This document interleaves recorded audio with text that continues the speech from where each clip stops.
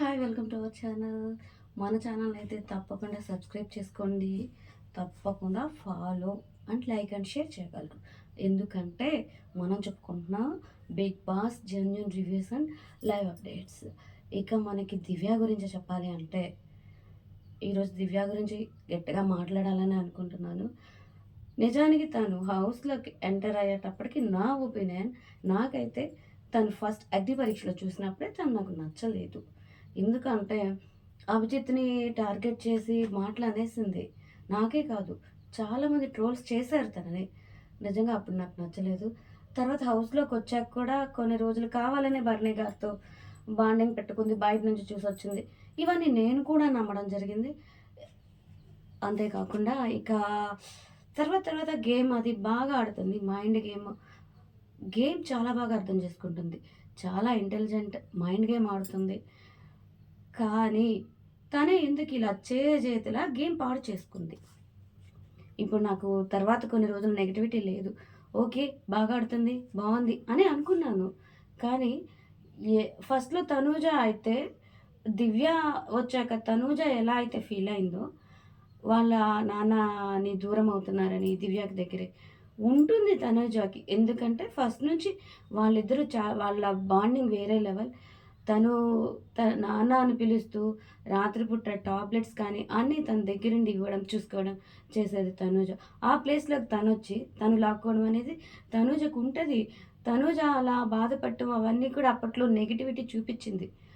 భరణి గారి గేమ్ మీద కూడా. ఎందుకు? ఫస్ట్ నుంచి వాళ్ళ గేమ్ మధ్యలోకి నువ్వు రాబట్టి కదా! దివ్యకే చెప్తున్నా నేనిది. అంత స్ట్రాంగ్‌గా ఉంటది. అంత గేమ్ ప్లాన్స్ ఏస్తది. అలాంటి అమ్మాయి ఈరోజు చేస్తుందేంటి? భరణి గారు తిరిగొచ్చాక మరి. ఆ రోజు తనూజ ఎమోషనల్ కనెక్షన్ వేరు. వాళ్ళు ఫస్ట్ నుంచి ఉన్నారు. నువ్వు మధ్యలో వచ్చావు. నువ్వు అన్నీ అర్థం చేసుకోగలిగేంత మెచ్యూరిటీ చిన్నదాన్ని, చిన్న పిల్లని అని చెప్పుకోవడమే కాదు, ఇన్ని ప్లాన్స్ వేస్తున్నా నీకు అది తెలీదా? నీ గేమ్ నువ్వే చేజేతులా పాడు చేసుకున్నావని నేనంటున్నాను. ఎందుకంటే ఎంతోమంది నిన్ను కాదనుకున్న వాళ్ళు కూడా బావుంది, బాగా ఆడుతుంది అనుకునే టైంకి వెన్నుపోటు పొడిచే స్ట్రాటజీస్‌తో ఇప్పుడు ఈ మధ్య కాలంలో గేమ్ పాడు చేసుకున్నావు. భరణి గారు నీకు ప్రయారిటీ ఇవ్వట్లేదు అన్న బాధతో తనూజాని టార్గెట్ చేశావు. దానివల్ల నువ్వు బ్యాడ్ అవుతున్నావు. వెళ్లి ఆయన్ని క్వెషన్ చేస్తున్నావు డైరెక్ట్‌గా. ఇది ఎంతవరకు కరెక్టు? ఆయన నీ మీద అభిమానం చూపించడం వరకు కరెక్ట్. అంతవరకు ఆశించాలి. ఇంకొకరి మీద చూపించకూడదు. నా పట్ల లేదు, వాళ్ళ మీద ఏంటి అంత కేరింగ్ అని అడిగే రైట్ ఎవరికైనా ఉందా? అడగచ్చా అసలట్లాగా? మరి ఇప్పుడు చిన్న పిల్లనని చూపించుకున్నట్టే నువ్వు ఇంత మైండ్ గేమ్ ఆడి, ఇంత మెచ్యూరిటీ ఉండి, మరి ఇదేంటి? ఇది తెలీదా నీకు? ఇది తెలీదమ్మా? నిజంగా నిన్న కూడా మనకి ఈరోజు ఎపిసోడ్‌లో వస్తది. చాలా పెద్ద గొడవయిందంట. ఆహ్, తనూజకేదో కాలికి దెబ్బ తగిలితే భరణి గారు ఆయింట్‌మెంట్ రాస్తున్నారట. తనకైతే చేస్తారా? అదే నాకు జరిగితే పట్టించుకుంటారా? అది ఇది అనేసి పెద్ద గొడవయిందని మనకి వచ్చిన న్యూస్ సోషల్ మీడియాలో గూడా చాలామంది చెప్తున్నారు. ఇక అసలది అర్థం ఉందా? అర్థం ఉందా? అట్లా నిన్ను నువ్వే నెగెటివ్ చేసుకుంటున్నావు. అలా ఎలా ఎక్స్‌పెక్ట్ చేస్తావు ఒక మనిషి నుంచి? ఆయన ఇస్తే తీసుకోవాలి. ఆయన బయటికెళ్ళొచ్చాక నీతో దూరంగా ఉంటున్నారు అంటే, కారణం అర్థం చేసుకోలేనంత చిన్న పిల్లవా? భయపెట్టి, బెదిరించి, అరిచి, గోల చేసి ఒక బంధాన్ని ఎన్ని రోజులు నిలబెట్టుకోగలవు?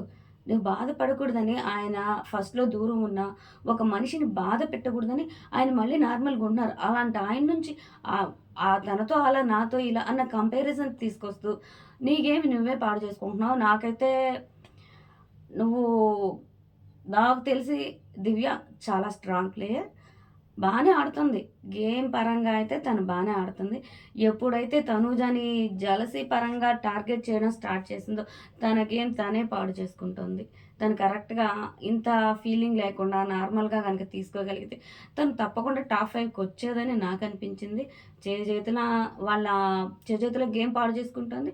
వాళ్ళ మదర్ కూడా ఎంత బాగా సపోర్ట్ ఇచ్చారు. వాళ్ళ మదర్ వల్లే హౌస్‌లోకొచ్చాను అని తనే చెప్పింది.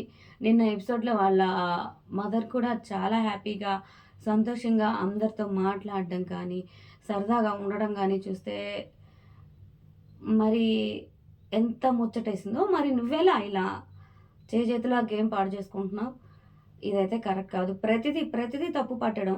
నన్నెందుకు ఎత్తుకోలేదు? తనూజానెందుకు అసలు అడగడానికి నీకెలా మనసొస్తుంది? ఫస్ట్ నుంచి వాళ్ళ బాండింగ్ వేరే లెవెల్.